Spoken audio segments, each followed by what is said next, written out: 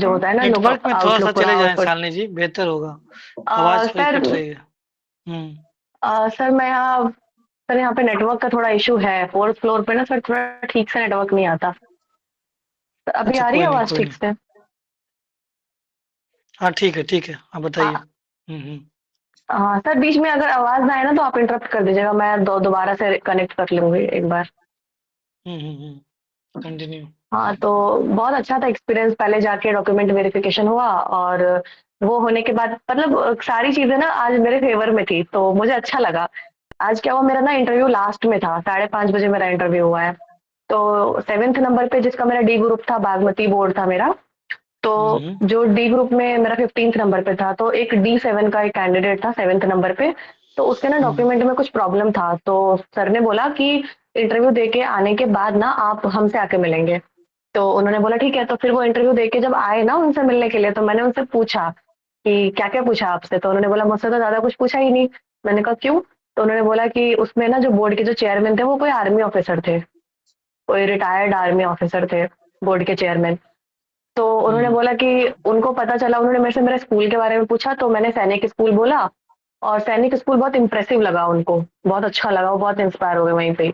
तो बहुत इंप्रेस हो गए। तो उन्होंने ज्यादा सवाल नहीं किया, बहुत इजी गोइंग था उनका पूरा इंटरव्यू। तो उन्होंने बोला कि अगर आप भी आर्मी से कुछ कनेक्ट कर पाए ना, तो आप जरूर ऐसा बोलिएगा इम्प्रेस करने के लिए। तो मैंने कहा ठीक है, मैं तो एनसीसी कैडेट हूँ, मैं तो बोलूंगी। तो उन्होंने चिपका दीजिए जाते ही। तो उन्होंने हम्म। जाते ही मुझसे ना मेरा पूछा कि आपका ग्रेजुएशन कब हुआ। तो मैंने बोला सर 2020 में हुआ था। फिर उन्होंने पूछा कि आप 21 में क्या कर रहे थे। मैंने कहा सर 2021 में सर मैं प्रिपरेशन कर रही थी। फिर उन्होंने मुझसे हम्म। पूछा कि कॉलेज का पूछा। फिर उसके बाद मुझसे पूछा मेरी हॉबी के बारे में। तो हॉबी में मैंने हम्म। बोला कि सर वही travelling and exploring new places. और फिर उसमें मैंने बोला कि सर मैं एनसीसी, मतलब मुझे जबरदस्ती एनसीसी घुसाना था। तो मैं सोच रही थी मैं हम्म। कहाँ घुसाऊं। तो उनको मैंने शुरू में ही बोल दिया कि सर मैं एनसीसी कैडेट हूँ, और सर हमारे एनसीसी में बहुत सारे कैंपेन्स होते हैं, सोशल कैंपेन, तो मुझे उसको ऑर्गेनाइज करना और उसमें पार्टिसिपेट करना भी बहुत पसंद है। जबरदस्ती घुसा दिया मैंने वहाँ पे एनसीसी। और फिर एनसीसी बोलते वो बहुत, वहीं पे मैंने उनका फेशियल एक्सप्रेशन देखा था, खुश हो गए थे। तो गुड। उन्होंने बोला हम्म। कि फिर आप अपना पोस्ट प्रेफरेंस बताइए।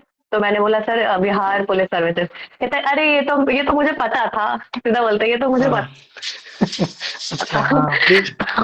वही तो मेरा पॉजिटिव हो, और मैंने बोला चलिए कैरी ऑन करिए। फिर उसके बाद उन्होंने नेक्स्ट मेंबर को ट्रांसफर कर दिया, वो वहीं उतना ही खुश हो हम्म। गए थे वो। तो फिर नेक्स्ट मेंबर ने मुझसे पूछा था इंदिरा पॉइंट क्या क्या है और कहाँ है। तो फिर मैंने बताया कि वो अंडमान आइलैंड्स का सदर्न मोस्ट टिप है, 6 डिग्री 4 मिनट्स पे सिचुएटेड है। और 2004 के सुनामी के बाद वो इंडियन ओशन में सबमर्ज हो गया था। गुड। तो उन्होंने बोला गुड। फिर उसके बाद उन्होंने मुझसे पूछा क्या पूछा था उन्होंने, और हाँ वो क्राइम क्या है, आप पुलिस सर्विस में जाना चाहते हैं, एक और क्वेश्चन था ज्योग्राफी से, मैं मुझे याद नहीं आ रहा अभी।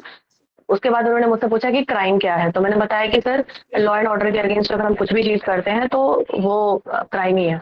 तो फिर उन्होंने बोला कि आप कैसे इस पर डिफाइन कर, पुलिस का काम क्या है। तो फिर मैंने बोला कि सर पुलिस का काम लॉ एंड ऑर्डर मेंटेन करना है, सोसाइटी में सिक्योरिटी प्रोवाइड करना है, और सोसाइटी इंश्योर वो सिक्योरिटी इंश्योर करना है। और मतलब कोई भी खास ओकेजन पे जो है वो पीस एंड ऑर्डर को मेंटेन करके रखना है, बस यही बेसिक उसके काम है। फिर उन्होंने मुझसे पूछा था पुलिस से रिलेटेड एक चीज और पूछी थी। हाँ, पुलिस की इमेज जो है वो सोसाइटी में बहुत खराब है, तो उसको आप कैसे हम्म। सुधारना चाहेंगी। तो उसमें सर हम्म। मैंने वही बोला कि पुलिस को फ्रेंडली बनाना, पीपल फ्रेंडली बनाना जरूरी है। फिर उस वो उन्होंने बोला कि वो कैसे करेंगी आप। तो मैंने बोला कि हम्म। सर वो कम्युनिटी पुलिसिंग के का एक मेथड, मतलब एक नया कॉन्सेप्ट है कम्युनिटी पुलिसिंग, उसकी हेल्प से करूंगी। तो उन्होंने मुझसे पूछा कम्युनिटी पुलिसिंग क्या है, मतलब मैं चाहती थी कि वो ये सब मुझसे पूछे, और बस मैं हम्म। उसी चीज में उसको लीड कर रही थी, और उन्होंने वैसे ही पूछा मुझसे। तो फिर मैंने कम्युनिटी पुलिसिंग बताया ही था, आप लोगों ने भी डिस्कस किया था, तो मैंने बताया कम्युनिटी पुलिसिंग पूरा।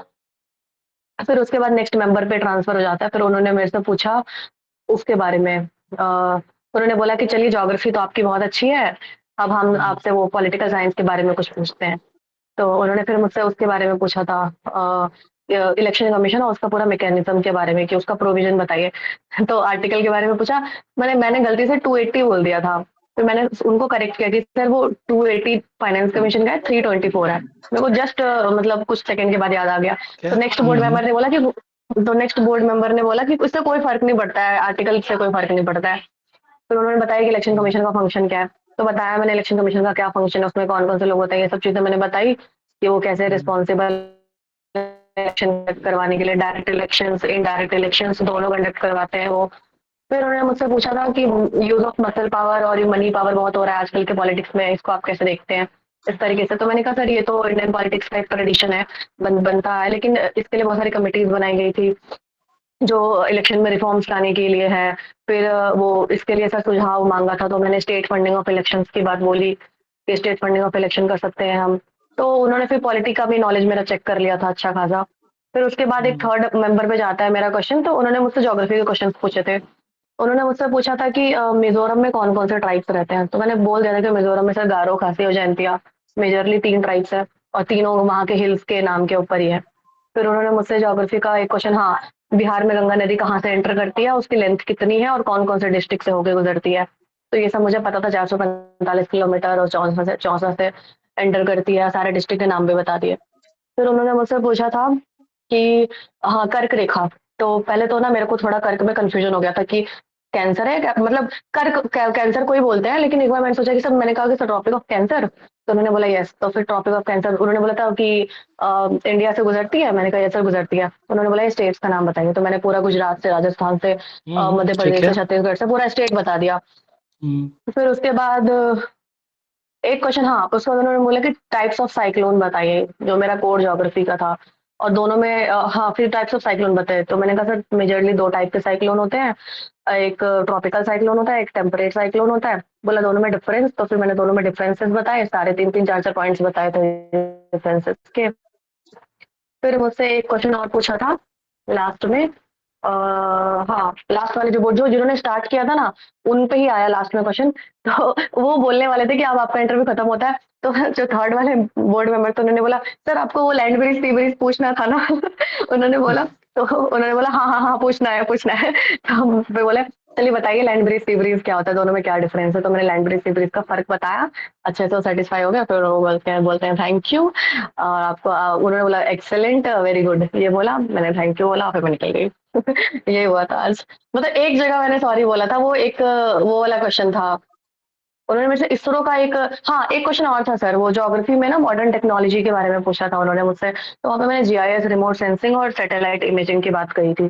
तो उन्होंने मुझसे पूछा था जीआईएस क्या है, तो जीआईएस के बारे में बताया मैंने।